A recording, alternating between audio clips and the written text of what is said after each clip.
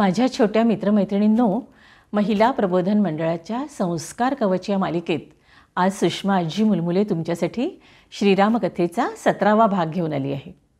मागच्या भागात मी तुम्हाला सांगितलं की राम आणि लक्ष्मणाला सोनेरी हरणाच्या बहाण्याने पर्णकुटीपासून दूर वनात पाठवून रावणाने सीतेला पळवून नेलं आणि तिच्या रक्षणासाठी धावलेल्या जटायूचे पाय आणि पंख त्याने छाटून टाकले. त्यामुळे जखमी होऊन रक्तबंबाळ अवस्थेमध्ये जटायू जमिनीवर कोसळला.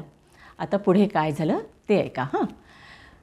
आपल्यावर अचानक आलेल्या या संकटामुळे सीता अतिशय घाबरून गेली आणि ती सारखी रडायला लागली.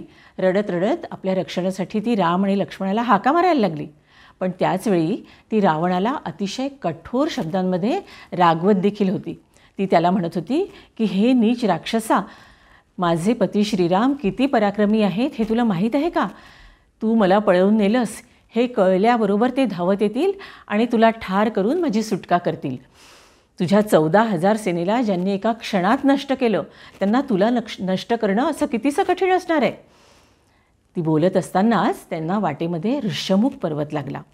त्यामुळे रावणाचा वेग थोडासा कमी झाला आणि सीतेने पाहिलं की त्या पर्वताच्या शिखरावर 5 मोठमोठे वानर बसलेले आहेत. ते होते नल, नील, अंगद, सुग्रीव आणि हनुमान. त्यांना बघून सीतेला एक युक्ती सुचली. तिने आपल्या अंगावरचे राहिलेले दागिने गोळा केले आणि आपल्या ओढणीमध्ये त्यांची पुरचुंडी बांधून तिने ती त्या वानरांच्या दिशेने फेकली. तिला वाटलं की पुढे जेव्हा राम या भागामध्ये आपल्याला शोधत शोधत येतील आणि चौकशी करतील तेव्हा हे वानर त्यांना हे दागिने दाखवतील आणि ते दागिने ओळखून रामाच्या लक्षात येईल की आपल्याला रावणाने कोणत्या दिशेला नेलेलं आहे. आणि खरोखरच तसं झालं. त्या वानरांनी ती पुरचुंडी उचलली आणि वर आकाशाकडे पाहिलं तेव्हा त्यांना एका तरुण स्त्रीला एक राक्षस जबरदस्तीने पळवून नेतो आहे हे दिसलं. इकडे रावण लवकरच सीतेला घेऊन लंकानगरीमध्ये पोचला. त्याने तिथे अशोक वाटिका नावाच्या असलेल्या बागेमध्ये सीतेला ठेवलं आणि तिच्यावर भयंकर अशा राक्षसींचा पहारा बसवला. आणि त्या राक्षसींना त्याने सांगितलं की हिला दुसऱ्या कुणालाही भेटू देऊ नका, मात्र ती दागिने, कपडे, हिरे, मोती असं जे काही मागेल ते सगळं तिला ताबडतोब द्याला. तिला कुठल्याही गोष्टीचा त्रास होता कामा नये, नाहीतर मी तुम्हा सगळ्यांना ठार करीन असं त्यांना सांगून तो तिथून बाहेर पडला. त्यानंतर त्यांनी 8 अतिशय बलवान असे राक्षस निवडले आणि त्यांना सांगितलं की तुम्ही ताबडतोब पंचवटीला जा आणि तिथे राम काय काय करतो आहे त्याच्यावर लक्ष ठेवा आणि त्या सगळ्या बातम्या मला कळवत राहा आणि शक्य असेल तर रामाला ठार करून टाका. इकडे सोनेरी हरणाच्या रूपातल्या मारीचाला मारून राम आपल्या पर्णकुटीकडे परत यायला निघाला. पण वाटेतच त्याला लक्ष्मण भेटला. तेव्हा रामाने अतिशय आश्चर्याने त्याला विचारलं की लक्ष्मणा, सीतेला एकटी सोडून तू कसा काय इकडे आलास? तेव्हा लक्ष्मणाने सांगितलं की रामा, जेव्हा तुझी वाचवा वाचवा अशी हाक ऐकली तेव्हा वहिनी अतिशय घाबरली आणि मला रागावली आणि तिने मला तुझ्या रक्षणासाठी इकडे पाठवलं. त्यामुळे नाईलाजाने मला यावं लागलं. हे बोलणं झाल्याबरोबर दोघांच्याही लक्षात आलं की हा नक्कीच राक्षसांचा काहीतरी कुटील डाव आहे आणि त्याच्यामुळे ते दोघंही खूप घाईने आपल्या कुटीकडे परत आले. पण येऊन बघतात तर काय, कुटी रिकामी होती आणि सीता त्यांना कुठेही दिसत नव्हती. हे बघून रामाला खूप मोठा धक्का बसला. त्या दोघांनी आजूबाजूच्या वनातही सीतेला शोधलं पण ती त्यांना कुठेच दिसेना. रामाला अतिशय दुःख झालं आणि तो रडत रडत त्या वनातल्या पशूंना, पक्ष्यांना, इतकंच काय तर झाडांना आणि वेलींनासुद्धा विचारायला लागला की तुम्ही माझ्या सीतेला, माझ्या जानकीला बघितलं का? ती कुठे गेली आहे हे तुम्ही मला सांगा. लक्ष्मण रामाला सारखा समजावत होता की दादा तू घाबरू नकोस, वहिनी आपल्याला नक्कीच सापडेल, तू थोडासा धीर धर. पण रामाचं दुःख जरासुद्धा कमी होत नव्हतं. थोड्या वेळाने ते परत सीतेला शोधायला निघाले तेव्हा आश्रमापासून काही अंतरावर त्यांना राक्षसाच्या पावलांचे मोठमोठे ठसे जमिनीवर उमटलेले दिसले आणि बाजूलाच त्यांना मोडलेला रथ, मोडलेलं धनुष्य, सीतेच्या केसातून तुटून पडलेली फुलं दिसली. तेव्हा त्यांच्या लक्षात आलं की नक्कीच एखाद्या राक्षसाने सीतेला पळवून नेलेलं आहे. आणखी पुढे गेल्यावर त्यांना रक्तबंबाळ अवस्थेत पडलेला जटायू दिसला. राम आणि लक्ष्मणाच्या भेटीसाठी जटायूने आपले प्राण कसे तरी रोखून ठेवले होते.